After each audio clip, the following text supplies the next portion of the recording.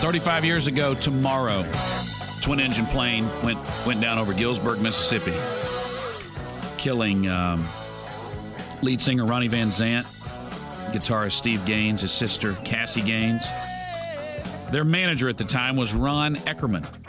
He's our guest. He's survived that crash. First, I want to ask him, this is his favorite Skynyrd song, by the way. How'd you get into the music business, Ron? Oh, it's an interesting story there. Initially, what sparked my interest is I skipped school back in 1968 to go see the Rolling Stones up in Dallas. So me and a couple of buddies took off up there, and we didn't have tickets. We didn't know what we were going to do once we got up there. So we were hanging around. We got there real early in the morning, and we were hanging around the loading dock. And this was what year? This was 1968. Okay, the Rolling Stones. That's not those old guys that are on tour again, is it? Can you believe that? I know, man. I'm surprised they are on wheelchairs. It's unbelievable. Keith. It's amazing. Yeah, for what he's done to his body. Yeah. Unbelievable. Anyway, so you skipped school in '68. I think he's preserved himself. Yeah. You were living in Houston? I was living in Houston. Yeah. And y'all went up to Dallas. We went up to Dallas. How'd you get there? We drove. What did you drive? God, I don't remember. A '64 Chevy, I think. Any good story about the '60s, you have to ask what the car was. All right, go ahead. Yeah, exactly. So we went up there, and we were hanging out at the loading dock, and this was a primitive world in the music business and rock and roll and concerts and everything. So the trucks pull up, and drivers jump out, and there's no stage crew to set this stuff up or even unload the truck. So the stage crew, the Rolling Stones people arrived, and they said, "Hey, you guys want to get in the show tonight?" We were going, "Hell yeah, that's why we're there." And they said, "Okay, help us set the show up. You're in." And that's how I got introduced to the music business. You didn't do any drugs that night, did you? No, not at all. How old were you? I must have been either 17 or 18. And did you make it? Did Mom ever find this out? I'm not sure if she did. I hope she isn't listening. She may be. She's in Houston. All right, so you were bit by the bug, and then how did you get into it in a formal sense to end up managing Lynyrd Skynyrd? Well, I had a friend there that decided to produce concerts. He was 19 years old. He went and borrowed a bunch of money, borrowed about $50,000, and produced the Grateful Dead show in the Houston Coliseum. And he's a friend of mine. He asked me if I'd join him in this venture, and we went on and produced a lot of shows together. I staged most of his shows. I was the production manager for him, and that was Wild West Concerts, Wild West Productions. And they were a huge concert promoter back in those days. So what year did you begin managing Lynyrd Skynyrd? That was in 1976. I had a meeting with their attorney in 1975, and I was handling the tour management for Fleetwood Mac at the time. Okay. But the Mac was in the studio, so I had a little free time, and he asked me if I'd go out. And I agreed to do 3 weeks with him. And 2 years later, we had the plane crash. That was a long 3 weeks. Tell me what happened on that day. It was a bad day from the beginning. We had a backfire on the flight before, the day before, and so everybody was a little bit spooked about the plane. I spent the night before and that morning, most of the morning, calling around, just making sure that plane was safe to fly in. Where were you trying to get? We were going from it was Greensboro to Baton Rouge. And you had a concert in Baton Rouge? We had a concert in Baton Rouge that night. If you had missed, if the plane had not flown out, were you going to miss that concert?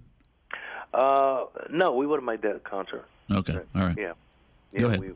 We just, it was a bad day.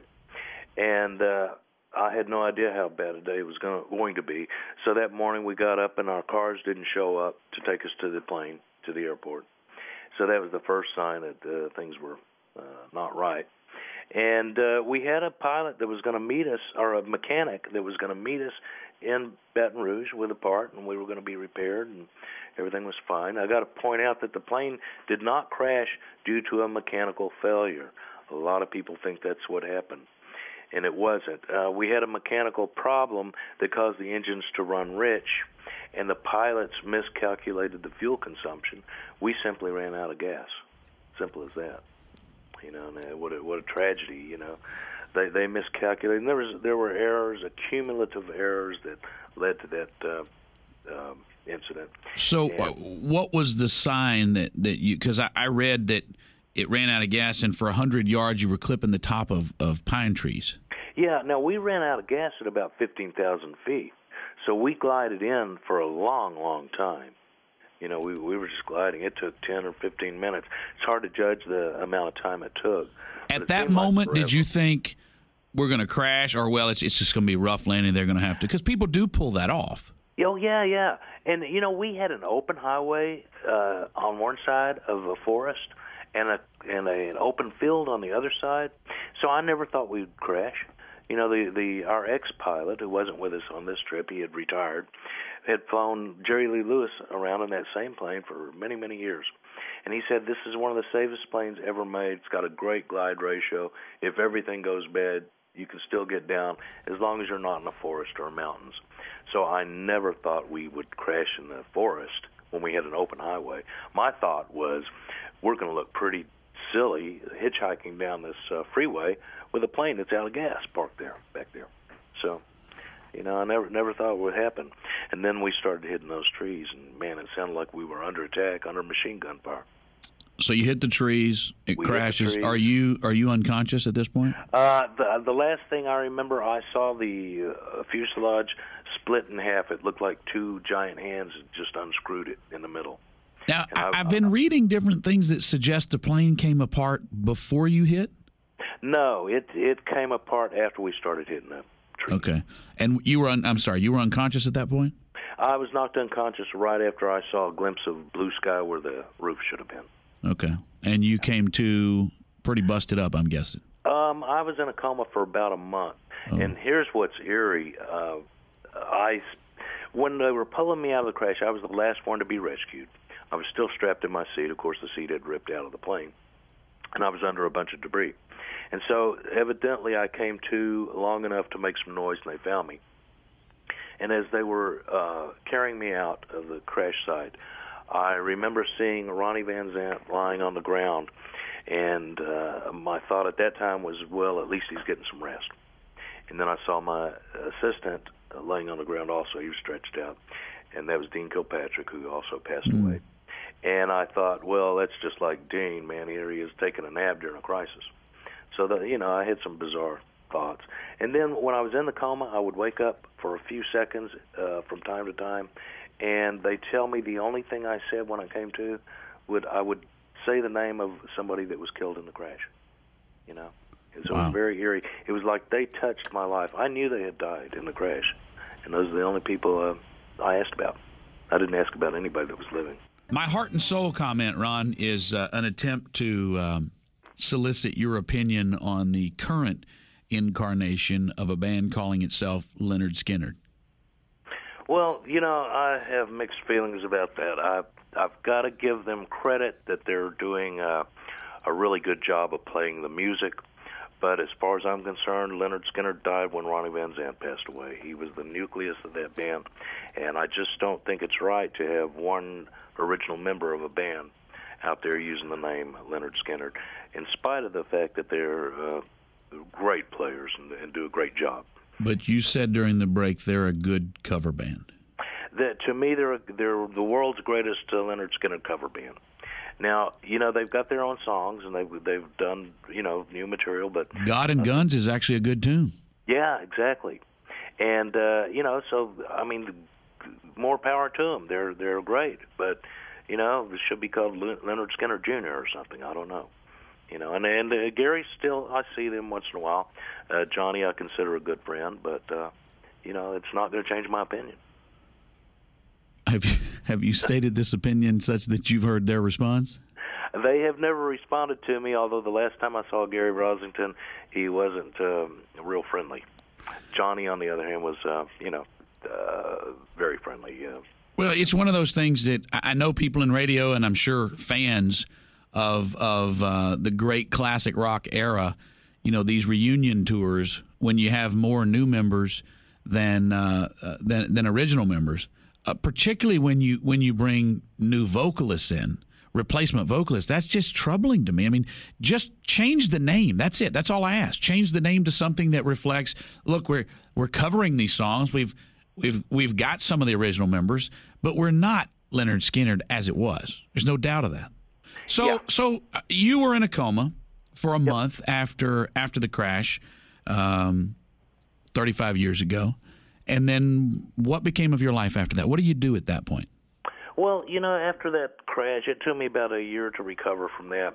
And then I did continue in the music business for a while. I worked with both Foreigner and Waylon Jennings, and I had a production company that was going at the time also, but things kind of fell apart in the music world. I lost my heart in it.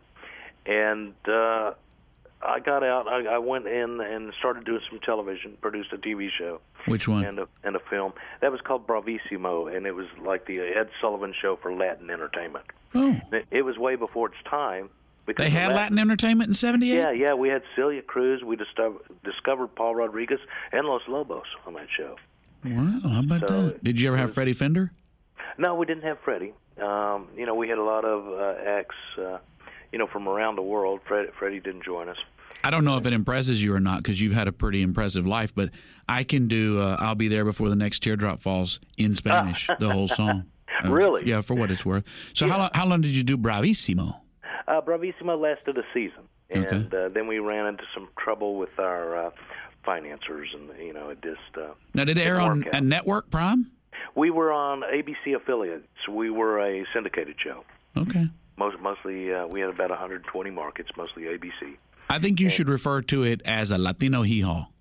Yeah. In your interviews, because you're going to be doing a lot of interviews over the next couple of days. Yeah. So absolutely. then what'd you do after that? By the way, Ron Eckerman is our guest. He's written a book called Turn It Up. He was, Turn It Up. He was Lynyrd Skynyrd's manager and a survivor of the crash that 35 years ago tomorrow took the life of the heart and soul of the band. All right, go ahead. I'm sorry. Yeah, then I produced a little movie called The Secret. It never saw big screens, but it got out there. I read the book. It was a great book. Oh, good. And, there was a few other things. I produced some stage plays and did a bit of acting myself. I did a couple of fairly large shows. And then I... When you say fairly large shows, this is theater? Theater, right. And, okay. What did you do that I would do? I'm kind of a rude. Oh, I guess the best role was actually when I had gone to college and did a college production, and that was Stephen Sondheim's Pacific Overtures. Oh, we were all Japanese. Okay, all right. But, I did quite a few shows there in Los Angeles.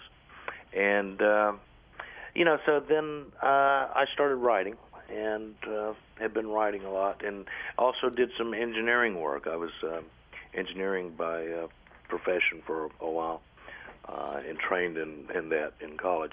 And did, I had a hand in designing Industrial Light and Magic's facilities. And a lot of other interesting things, some recording studios around the country. Was there ever a point at which you said, I've moved past the crash? I'm comfortable that I was lucky enough to live through this? Not really. That thing haunts me to this day. I don't think I'll ever move past that. Do you still fly? I fly all the time, yeah. So you have to get around. So. First time you flew after that? It was